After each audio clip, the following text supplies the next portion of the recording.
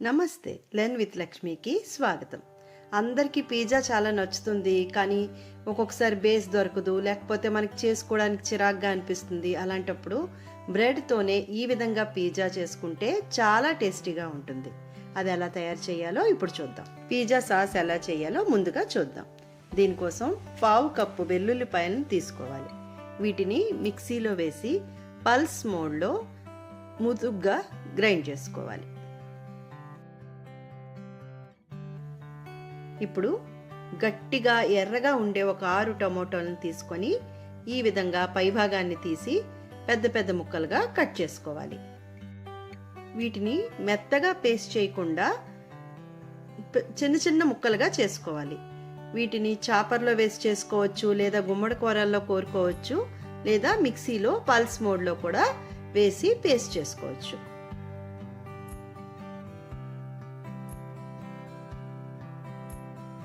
ఈ విధంగా చేసుకోవాలి.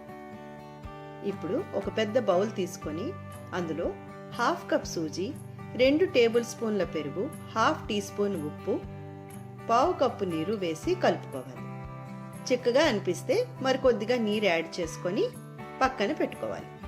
ఎక్కువ పలచగా ఉండకూడదు, కొంచెం తిగ్గానే ఉండాలి, చూసుకోవాలి. ఒక కడాయిలో 2 టేబుల్ స్పూన్ల బటర్ వేసి ఈ వెల్లుల్లిపాయల్ని వేయాలి. వేసి బాగా కలిపి చాలా లో ఫ్లేమ్లో దీనిని వేయించాలి. హై ఫ్లేమ్లో వెల్లుల్లిపాయలు వేయించడం వల్ల వెల్లుల్లిపాయలు చేదుగా అయిపోతాయి. ఈ విధంగా చేయడం వల్ల మంచి అరోమేటిక్గా చాలా టేస్టీగా ఉంటాయి. చూసారా, నెమ్మదిగా బబుల్స్ వస్తూ ఉన్నాయి. ఈ విధంగా అయినప్పుడు 2 టీ స్పూన్ల ఈ వెల్లుల్లిని తీసి ఒక బౌల్లో ఉంచుకోవాలి. ఇదేం చేయాలో తర్వాత చూద్దాం.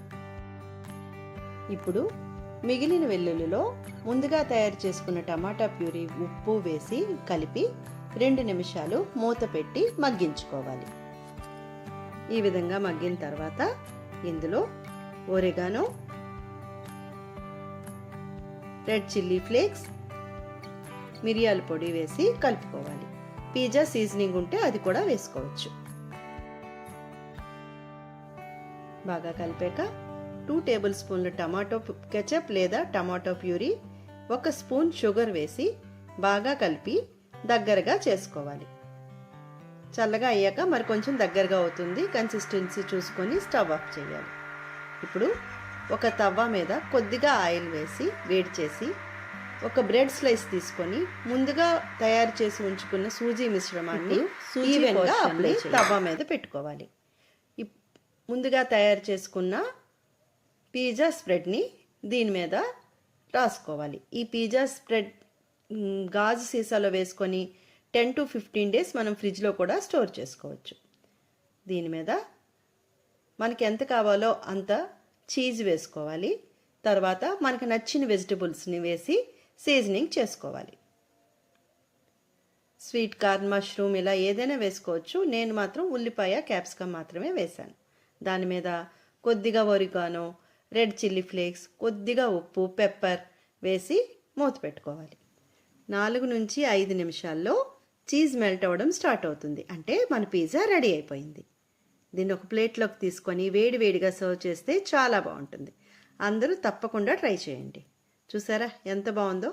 ఇప్పుడు మనం గార్లిక్ బ్రెడ్ ఎలా చేయాలో చూద్దాం. దీనికోసం ముందుగా ఒక బ్రెడ్ స్లైస్ తీసుకొని ముందు మనం బౌల్లోకి తీసి ఉంచిన బటర్ గార్లిక్ వేసి ఈవెన్గా స్ప్రెడ్ చేసి చీజ్ వేయాలి. దీని మీద ఉప్పులో ఉడికించిన స్వీట్ కార్న్ వేసుకోవాలి.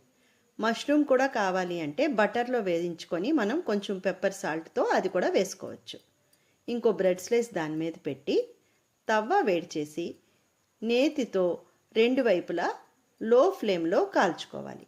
ఈ విధంగా 2 వైపులా నెయ్యి అప్లై చేయడం వల్ల బ్రెడ్ చాలా క్రిస్పీగా వస్తుంది. లోపల సాఫ్ట్గా, బయట క్రిస్పీగా, చాలా టేస్టీగా వస్తుంది. చూసారా ఎంత మంచి కలర్ వచ్చిందో. ఇప్పుడు దీన్ని ఒక ప్లేట్లోకి తీసుకొని కొద్దిగా చల్లగా అయిన తర్వాత ఒక చాక్ సహాయంతో దీన్ని పీసెస్గా కట్ చేసుకోవాలి. వాహ్, చీజ్ మెల్ట్ అవుతూ ఎంత బాగుందో కదా. మీ అందరూ కూడా తప్పకుండా ట్రై చేయండి. పిల్లలందరికీ బాగా నచ్చుతుంది. పిల్లలకే కాదండి, పెద్దవాళ్ళకి కూడా నచ్చుతుంది.